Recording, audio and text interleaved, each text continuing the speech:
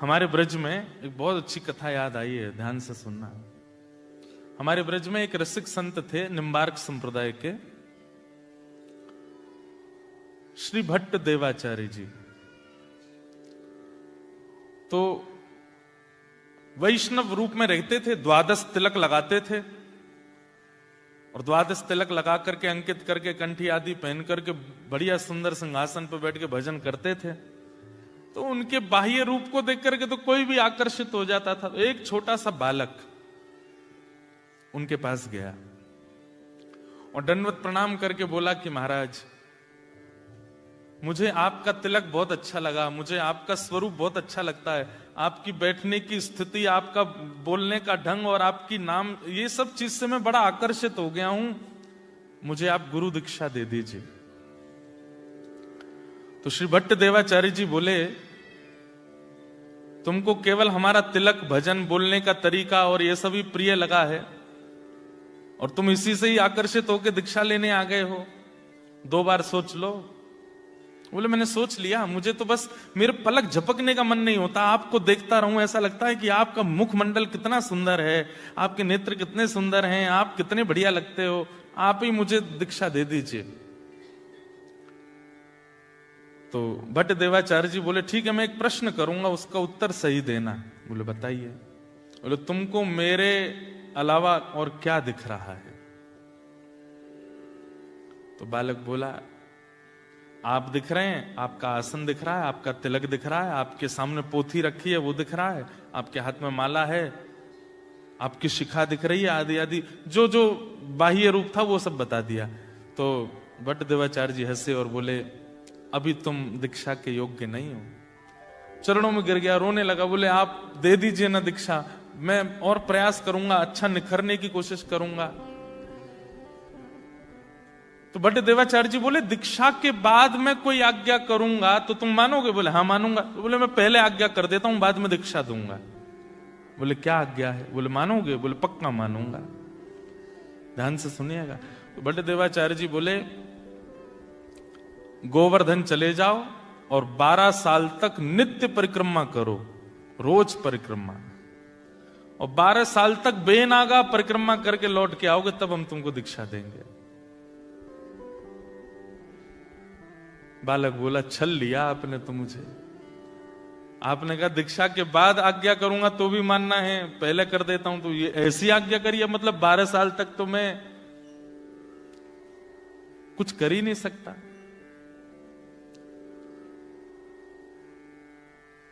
लेकिन गुरु आज्ञा मान करके वो बालक 12 साल के लिए गोवर्धन चले गए और नित्य परिक्रमा लगाते। इतनी निष्ठा। अब देखो आजकल तो गुरु लोग परीक्षा लेते ही नहीं है। आपसे किसी ने ऐसे कह दिया होता तो आप क्या करते?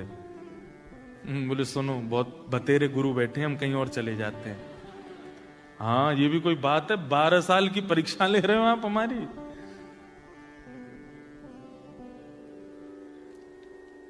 तो चले गए, वो बालक भी चला गया। गुरुजी 2 प्रकार से परीक्षा ले रहे थे, निष्ठा देखूं, निष्ठा कैसी है, मानता है कि नहीं, और फिर 12 साल के तप से जो परिवर्तन आएगा दृष्टि में, उससे इसी का भला होगा।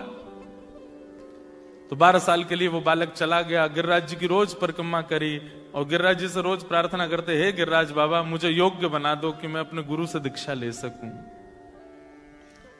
12 साल बाद वो बालक आया। अब तो वो बड़ा हो गया था। गुरुजी प्रणाम, आपने आज्ञा की थी 12 साल परिक्रमा की, मैं पूरी करके आ गया हूं, अब मुझे दीक्षा दे दो। गुरुजी बोले 12 साल हो गए? बोले हाँ। अरे मेरा लाला, अच्छा बैठो, बताओ अब तुम्हें क्या दिख रहा है? बोले गुरुजी पहले तो केवल आप एक मानव जैसे दिख रहे थे, लेकिन आज आपके श्री अंग से ऐसा लग रहा है मानो जैसे सूर्य के समान तेज प्रकट हो रहा हो। आपका तिलक ऐसा लग रहा है मानो स्वर्ण मंडित कुछ माथे पर विराजमान हो। आपके रों कूप में ऐसा लग रहा है मानो जैसे कोई दिव्य दिव्य वेद ध्वनि प्रकट हो रही हो। खूब महिमा मंडन किया। भट्ट देवाचार्य जी बोले, अच्छा बेटा एक काम करो। बोले क्या?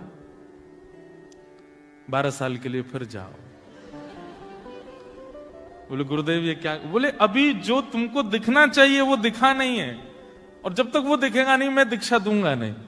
बहुत रोए, बोले कि भगवान ऐसा मत करो, मैं बहुत तड़प के आया हूं। बोले जो भी हो, अगर मुझसे दीक्षा चाहिए तो 12 साल और जाओ। वो बालक फिर से गया।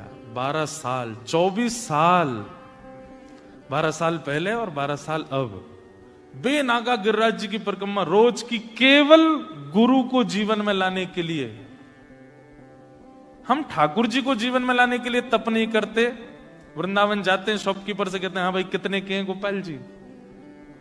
5000 रुपए। थोड़े कम कर लो यार, ऑस्ट्रेलिया से आए हम। भैया एक बात हमारी ध्यान से सुनिएगा, भजन, भक्ति, गुरु, वैष्णव, ठाकुर जी, ये सहजता से अगर जीवन में आ गए ना, आप उनकी सेवा फिर निपुणता से करोगे नहीं। इसलिए मूल्यवान वो मोल से आने चाहिए, वो मेहनत से आने चाहिए, वो तप से आने चाहिए, तभी आप उनका मूल्य समझोगे। 24 साल हो गए। अब वो बालक नहीं रहा है, अब तो वो बड़ा हो गया, आयु उसकी खूब हो गई। आया, प्रणाम किया, बोले गुरुदेव 24 वर्ष की तपस्या पूरी हो गई, अब आज्ञा कीजिए। गुरु जी बोले बैठो सामने, बताओ अब क्या दिख रहा है? गुरुदेव ऐसा लगता है कि आप कोई सहचरी हैं, आप कोई ठाकुर जी की नित्य दासी हैं। आप अभी तक मुझे पुरुष रूप में दिखते थे, पर ऐसा लगता है कि आप ब्रज की कोई गोपी हो, और आप अभी अभी दही मत करके आए हो, और दही से निकले हुए जो माखन के लोना है वही आपके मुखमंडल पर छींटे के रूप में दिख रहे हैं। जो पहले तिलक दिख रहा था, अब उसको वो कुछ और दिख रहा था।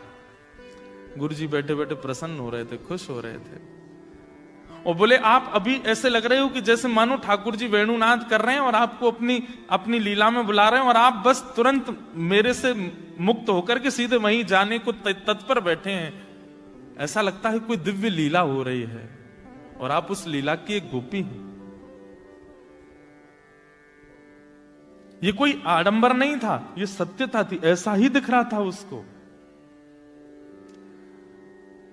बट देवाचार्य जी बोले बेटा, बोले जी गुरुदेव, बोले 12 साल के लिए जाओ गोवर्धन। लेकिन अब की बार वो रोया नहीं,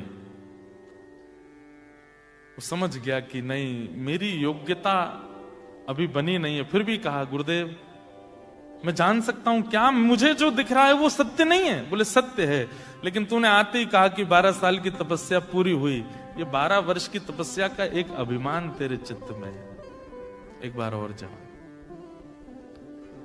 कितने 12 थोड़ी, अब तो कितने हो गए, 24 वर्ष हो गए। फिर से गया, 12 साल फिर गिरिराज जी की परिक्रमा करी, और जैसे ही 36 वर्ष हो गए, लौट करके जब आए, श्री भट्ट देवाचार्य जी अपने आसन पर बैठे थे, और सामने से वो जैसे ही आया, आते अब कुछ बोला नहीं, अब कुछ कहा नहीं, बस नेत्रों से अविरल अश्रुधारा गिरी। भट्ट देवाचार्य जी बोले कहो बालक क्या कह रहे हो? बोले नाथ, ऐसा लगता है कि मानो मेरे सामने साक्षात यशोदा मैया बैठी हैं, और उनके एक गोदी के ऊपर साक्षात किशोरी जी बैठी हैं, और दूसरी गोदी में साक्षात श्री लाल जी बैठे हैं। श्री प्रिया लाल जी को गोद में लेकर के मानो जैसे यशोदा जी बैठी हैं, मानो जैसे कीर्ति मैया मेरे सामने बैठी हैं, मानो जैसे साक्षात कोई गोपी दोनों युगल सरकार को लेकर के बैठी है। तुरंत भट्ट देवाचार्य जी अपने आसन से उठे। युगल गोदी में दिखे ना? बोले हाँ। बताओ ठाकुर जी का रूप कैसा है? बोले कटाक्ष नेत्र हैं, मंद मंद मुस्कान हैं, थोड़ी थोड़ी दतुइयां दिख रही हैं। श्री जी का रूप कैसा है? बोले बिल्कुल कमलांगी हैं, कमल जैसा अंग है, सुंदर कटाक्ष नेत्र हैं, धीमे धीमे श्याम सुंदर को देख रही हैं। जब बिल्कुल विश्वास हो गया कि हाँ यही दिख रहा है, तुरंत भट्ट देवाचार्य बोले अब दीक्षा दूंगा, यही दिखाना था। अभी तक तुमको केवल मैं दिखा, अभी तक मेरी योग्यताएं दिख रही थी, अभी तक मेरा प्रभाव दिख रहा था, लेकिन वास्तविक दर्शन अब हुआ, अब तुम्हें दीक्षा देंगे। और वही हमारे ब्रजमंडल के एक अद्भुत रसिक बने वो बालक, और उनका नाम हुआ हरिव्यास देवाचार्य। क्या नाम हुआ? हरिव्यास देवाचार्य। उन्होंने बड़े अच्छे अच्छे पद गाए। था तो नाम उनका हरिव्यास देवाचार्य, लेकिन उनके पद में वो अपना नाम आता है ना, सबको सूरदास जी का नाम आता है, कुंभनदास जी का नाम, उनके पद में नाम आता है हरिप्रिया। उन्होंने अपना नाम रखा हरिप्रिया। ये है संत दर्शन। हमको तिलकधारी, धोतीधारी, चोटीधारी, वैष्णव, तुलसीधारी में दोष दिख रहा है। और यहां देखिए एक आचार्य चरण 36 वर्ष तप करा करके अपनी गोद में ठाकुर जी दिखा रहे हैं। हमारी भक्ति तब जानो कि अत्यंत दोष युक्त वैष्णव भी सामने आ जाए, उसमें भी हमको गुण का दर्शन हो, तब समझो कि हमारा भजन फलीभूत हो रहा है। कोई आपसे आकर के कहे, बोले वो सिडनी वाले भैया है ना, वो पूरे दिन नाम जप करते रहते हैं, बोले हाँ, अरे वो ऐसे ही हैं, वो ऐसे ही हैं, उनकी बातें ऐसी हैं, उनके काम ऐसे ही हैं, आदि आदि सब बातें। लेकिन आपके मन में क्या है? भैया देखो, मेरे सामने उनकी निंदा मत करो। ठीक है, वो होंगे जैसे भी हों, पर मुझे उनके बारे में ऐसा मत बोलो। ऐसी स्थिति जब हो जाए, दोष अन्यस्य दोष गुण चिंतन माश मुक्त्वा, दूसरे के दोष और गुण सुनने में आपकी रुचि बंद हो जाए, तब समझो कि आप वैष्णव हो, आप भक्त हो। भक्तमाल में कथा आती है कि एक राजा था। उस राजा को सिर में एक दर्द हुआ, जिसको वैद्य अनेक प्रयास करके भी ठीक नहीं कर पाए। तो एक वैद्य ने उपचार बताया। बोले एक उपचार है। बोले क्या? मानसरोवर में जो हंस रहते हैं, उन हंसों को मार करके उनके हृदय से एक लेप बनाया जाएगा। वो लेप जब माथे पे लगाया जाएगा, तब राजा का पीड़ा दूर होगी। थोड़े थोड़े आगे खिसक आओ पीछे वाले, तो पीछे देखो नहीं, आगे आ जाओ, थोड़े थोड़े आओ। तो बात सुनो।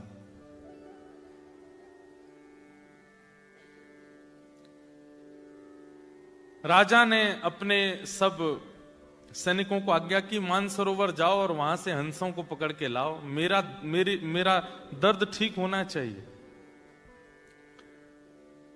और वो हंस जो थे, वो वैष्णवों के बड़े प्रेमी थे, वैष्णवों की बड़ी निष्ठा करते थे।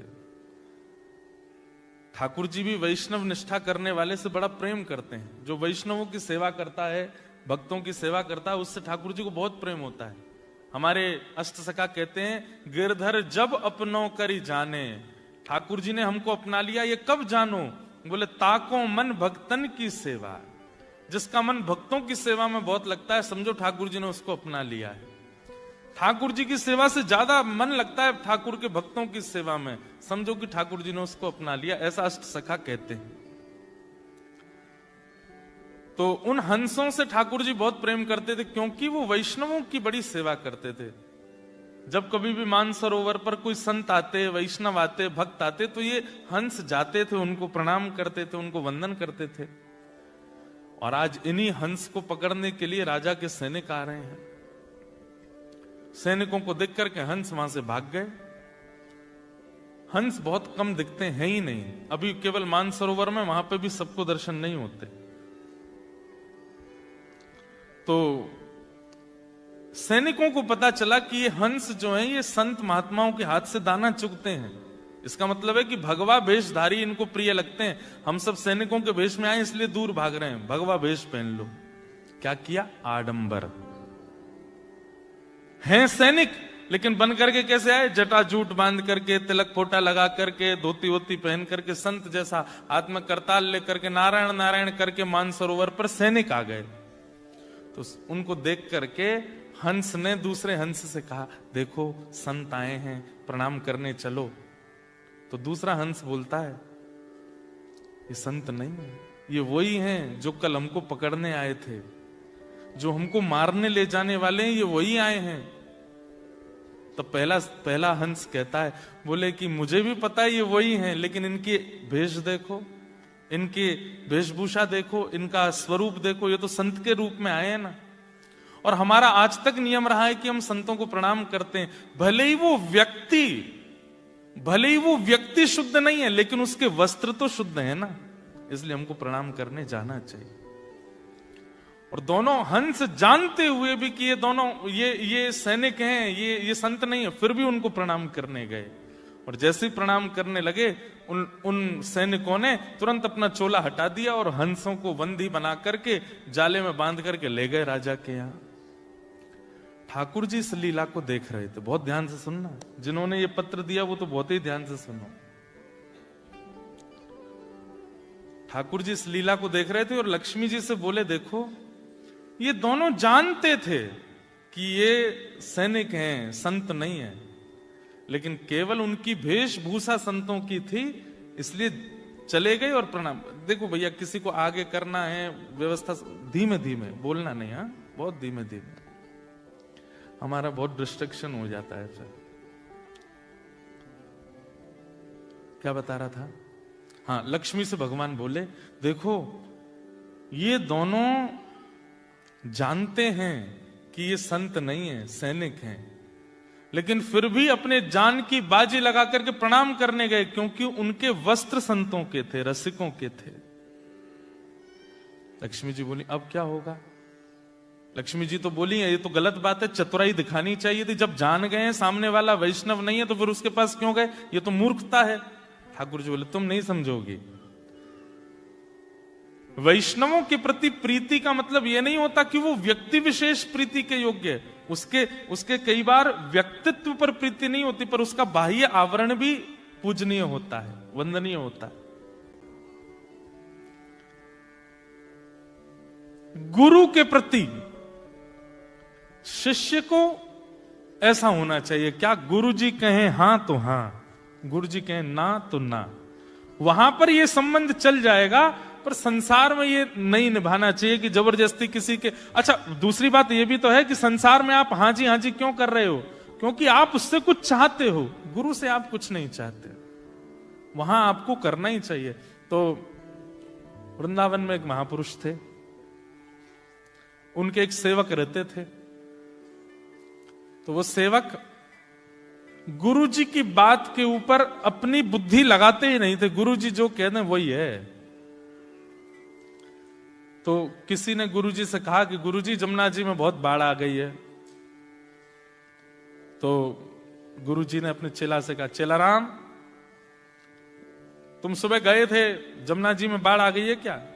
बोले, हाँ बहुत बाढ़ आ गई है, सारे दुकानें बह गई, घर बह गए, लोग बाग सब बह के चले गए, जमुना जी पूरी अथाह हो गई है, राधा रमन जी तक जल आ गया, राधा वल्लभ जी तक पहुंच गया, बिहारी जी की दहली आने छूने वाली आदि आदि। तो गुरुजी बोले, इतनी बाढ़ आ गई, इतना जल भर गया, हमने तो इतना जल तो नहीं सुना कि बिहारी जी तक पहुंच जाए। इतने में बाहर से कोई व्यक्ति आया। तो गुरुजी बोले, क्यों भाई, जमुना जी में बहुत बाढ़ आ गई है? बोले, नहीं, वहां तो धूल उड़ रही है वहां तो गुरुजी ने चेला को बोला, ए तुम कह रहे थे कि जमुना जी में बाढ़, ये तो कह रहे हैं कि वहां धूल उड़ रही है। बोले, झूठ बोल रहे हैं, धूल उड़ रही है, जमुना जी में बाढ़ आई है। और चलो चल के देखा तो वहां थी नहीं बाढ़, धूल उड़ रही थी। तो गुरुजी बोले, तूने ऐसा क्यों बोला? बोले, गुरुजी हम अपनी बुद्धि नहीं लगाते, आपने कहा जमुना जी में बाढ़ आ गई है, आप मुझसे पूछ रहे हैं, मैं इतना योग्य नहीं कि आपके प्रश्नों का मैं उत्तर दूं। आपने कहा जमुना जी में बाढ़ आ गई, मैंने मान लिया आ गई है। बोले, तेरे इतना बढ़ा के बोला कि राधा वल्लभ जी तक पहुंच गया, राधा रमन जी तक पहुंच गया। बोले, गुरुजी यही तो शिष्यत्व है कि गुरु की बात के आगे अपनी बुद्धि नहीं लगानी चाहिए। गुरुजी बोले, बेटा तुझे भगवान जरूर मिलेंगे, तू चिंता नहीं कर, इतना विश्वास तेरा अटूट है मेरे ऊपर कि मैं तुझसे कुछ पूछ रहा हूं तो उसमें भी हामी भर देता है। ऐसी बुद्धि गुरु के प्रति तो रख सकते हैं, लेकिन जिससे संसार की कोई कामना है उसके प्रति नहीं। तो ठाकुर जी बोले वृत्रासुर से कि वृत्रासुर, तुम इतनी अच्छी अच्छी स्तुति इसलिए कर रहे हो क्योंकि तुम चाहते हो कि मैं तुम्हें यमपुरी का राजा बना दूं, तुम चाहते हो कि मैं तुम्हें इंद्र की पदवी दे दूं। तब वृत्रासुर कहते हैं, नाथ आपके मन में ये विचार आ रहा है, ये दुर्भाग्य है मेरा, लेकिन अब मेरी बात सुन लीजिए कि मुझे चाहिए क्या। ठाकुर जी बोले, बताओ। बोले, पहले वचन दो। बोले, क्या? जो मांगूंगा सो दोगे। सब देवता घबराने लगे, हमारी पदवी मांग ली तो? ठाकुर जी बोले, वचन नहीं देंगे। बोले, वचन दीजिए, मैं आपको अप्रसन्न नहीं करूंगा, मैं ऐसी वस्तु मांगूंगा कि आप देने के लिए सोचेंगे भी और प्रसन्न भी हो जाएंगे। भगवान बोले, ठीक है वचन देते हैं, मांगो क्या चाहिए। क्या मांगा है वृत्रासुर ने? वृत्रासुर कहता है, न नाक पृष्ठम न च पारमेष्ठम न सार्वभौमम न रसाधिपत्यम न योग सिद्धे न पुनर्भवम वा। ना तो मुझे ब्रह्मा की पदवी चाहिए, ना मुझे इंद्र का सिंहासन चाहिए, ना मुझे पृथ्वी का राजा बनना है, ना मुझे यमलोक का राजा बनना है, ना मुझे रसातल का राजा बनना है, ना मुझे योग चाहिए, ना मुझे सिद्धि चाहिए, ना निवृद्धि चाहिए, कुछ नहीं चाहिए। ठाकुर जी बोले तो चाहिए क्या? सब लोग इधर देखो, ध्यान से सुनो, क्या कहता है?